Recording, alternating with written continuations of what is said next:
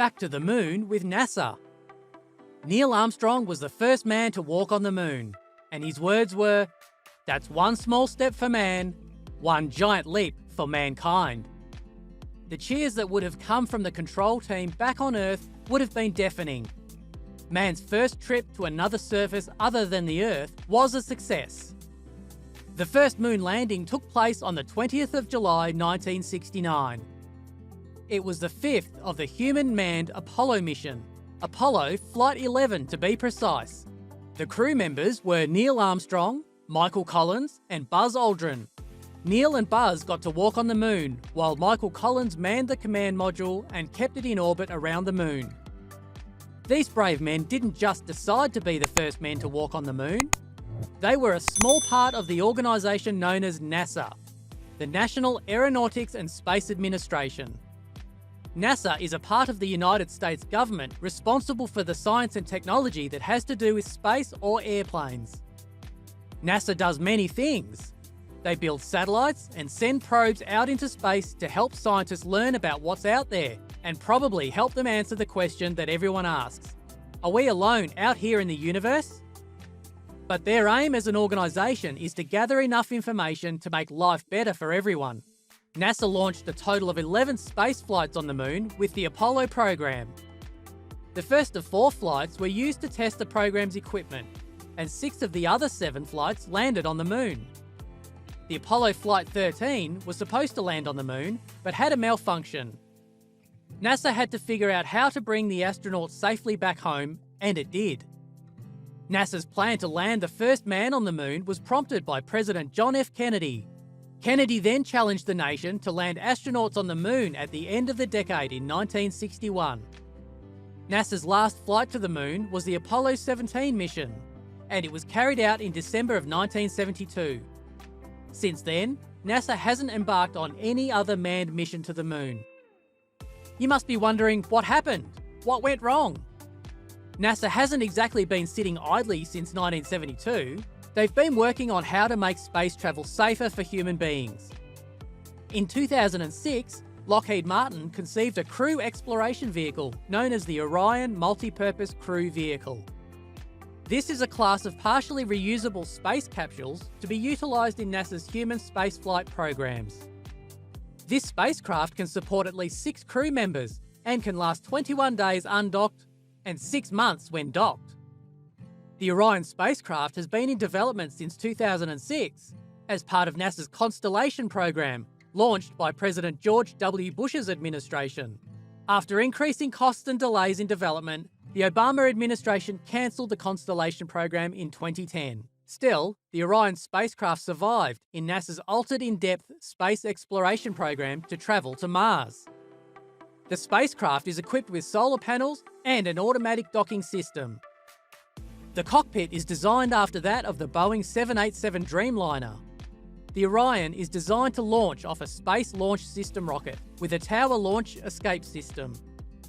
This is quite an upgrade from the Saturn V5 rockets used in the moon landing Apollo missions.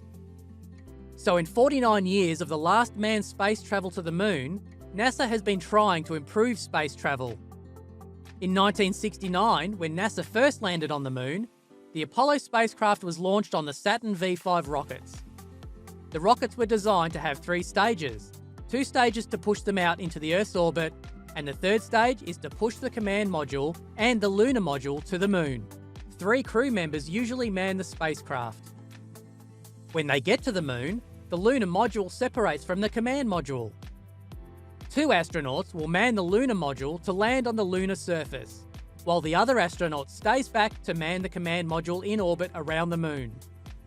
When the lunar module lands on the moon, the astronauts will use the lunar rover designed to be folded into a storage area in the lunar module. The astronauts will then use the lunar rover to drive around the moon and collect samples. When they are done working on the surface, they will leave the lunar rovers behind and go back into the lunar module and launch it back into the moon's orbit. From there, the astronauts will get back into the command module and leave the lunar module to crash onto the moon's surface. The command module is then piloted to travel back to Earth and will land in the ocean where a ship picks up the astronauts. With the new NASA program Artemis, NASA plans to send the first woman and a man to the moon by 2024. Their schedule was moved up when President Trump's administration challenged them to land the first woman and the next man on the moon. It took them 8 years to carry out the last Apollo operation. Many people have doubted the possibility of this operation being carried out in that amount of time. NASA does not only plan to fly to the moon, but they also plan to stay. NASA's administrator, Jim Bridenstine, says that NASA's timeline is dependent on Congress releasing $3.2 billion for the construction of a human landing system. They proposed a $28 billion expense for the next 4 years in the Artemis program to land on the moon. This encompasses the Space Launch System, Orion funding, spacesuits, human landing system, and all other parts of the Artemis program. The team of astronauts will be travelling in the Orion spacecraft launched on the SLS and is designed by Lockheed Martin. The development of human-rated lunar landers was handed over to 3 companies: Dynetics, Blue Origin, and SpaceX. By 2021, NASA plans to select 1 or 2 of the lander teams to continue the spacecraft work. The Apollo mission that was launched in the 60s and 70s would cost $250 billion when converted to the present-day US inflated dollars. When compared to the $28 billion that NASA has planned for the Artemis project, there is a huge difference. There are a lot of risks involved in human space travel. The technical risks NASA can handle, but the political risks are beyond their control. NASA's administrator Jim Bridenstine has said that the longer the project's schedules, the higher the project's overall costs. So to save money and time, they have to use that aggressive timeline. In the 18 months that NASA accepted the challenge to track their 21st century plans to go back to the moon, they have made a lot of progress. The spacecraft has been completed, while the core stages and the 4 engines that are going to be attached to the spacecraft are undergoing a series of tests. The final test to the equipment would be a hot fire test to see how well they handle it. This means that the Orion spacecraft and SLS are closer to an integrated launch and their ambition to land astronauts on the moon. The Artemis Missions. The early Artemis missions will consist of 2 test flights before the actual landing on the moon. It is divided into 3 stages: Artemis I, Artemis II, and Artemis III. The first mission is on track for November 2021. Artemis I is a planned unmanned test flight for the program. The Artemis I will be the first integration of the Orion MPCV spacecraft and the Space Launch System. The mission is estimated to take about 26 to 42 days. The Orion spacecraft would spend 6 days in a retrograde orbit around the moon. This mission was formerly known as the Exploration Mission 1 and was changed after introducing the Artemis program. The launch would be carried out at the Kennedy Space Center and is supposed to pave the way for Artemis II. Artemis II was also known as the Exploration Mission 2. It will be the first manned mission in NASA's Orion spacecraft. It is planned to be launched in August of 2023 with the Space Launch System. The plan is for a manned Orion spacecraft to perform a flyby test around the moon and return to Earth. This mission is going to be the first manned space mission beyond low Earth orbit since the Apollo 17 mission in 1972.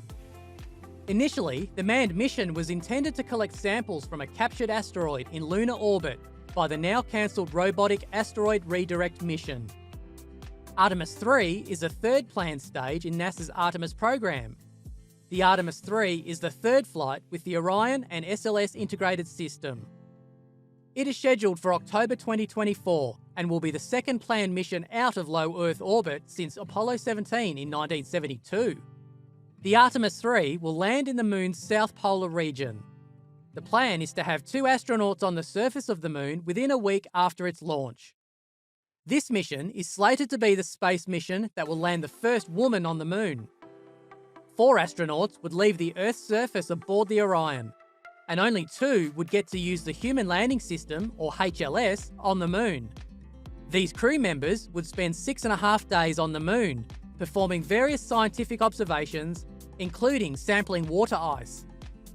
So, when NASA goes back to the moon in 2024, who would the first woman on the moon be, Let us know in the comments below what you think.